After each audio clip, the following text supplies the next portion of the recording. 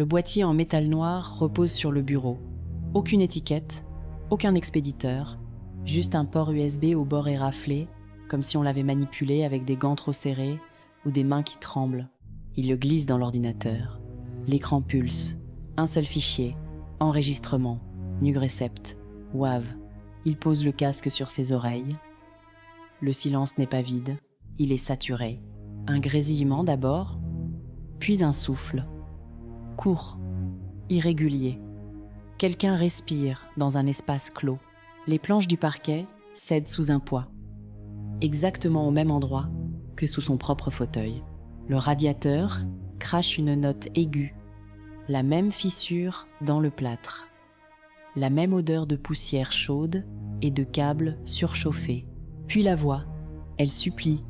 Elle répète des phrases qu'il n'a jamais prononcées. Pourtant, la cadence est la sienne. La respiration qui se coince entre les mots. Le timbre qui se fend sur les consonnes. C'est lui. Sans aucune hésitation. Mais les syllabes n'ont pas encore traversé sa gorge.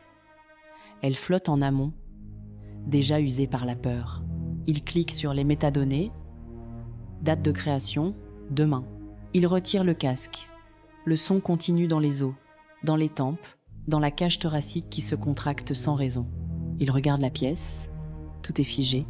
La tasse de café tiède, le micro suspendu, les fiches d'enquête punaisées au liège.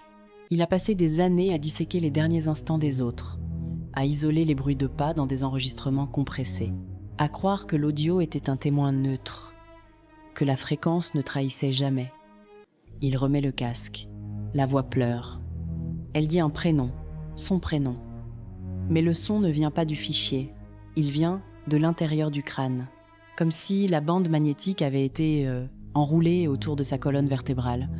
Il ferme les yeux, il écoute la terreur. Il la reconnaît. Ce n'est pas une menace, c'est un écho qui a pris de l'avance. Il ne cherche pas l'expéditeur. Il n'y en a pas. Les clés USB n'ont pas de mémoire. Elles n'ont que des silices. La date n'est pas une prophétie. C'est une empreinte. Un sillon déjà creusé dans le temps. Demain est déjà en train de résonner. Il appuie sur pause. Le silence revient. Mais ce n'est plus le même. Il est lourd. Il attend. Il se lève. Il marche dans la pièce. Le parquet craque au même endroit. Le radiateur siffle. La même note. Il s'arrête devant le micro. Il le regarde. Il sait ce qu'il doit faire. Il appuie sur enregistrer. Il parle. Il dit les mots du fichier. Il les dit avant qu'ils ne soient prononcés. Il les dit pour qu'ils existent déjà. Sa voix se superpose à l'autre.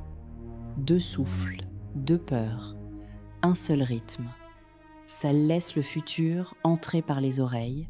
L'enregistrement numéro 7 n'est pas un avertissement. C'est un miroir, un écho qui a traversé le temps. Il a passé sa vie à écouter les derniers mots des autres. Maintenant, c'est son tour. Il a passé sa vie à écouter les derniers mots des autres. Maintenant, c'est son tour. Il n'y a pas de temps. Il n'y a que le son. Et le son ne ment jamais. Il attend juste qu'on l'écoute.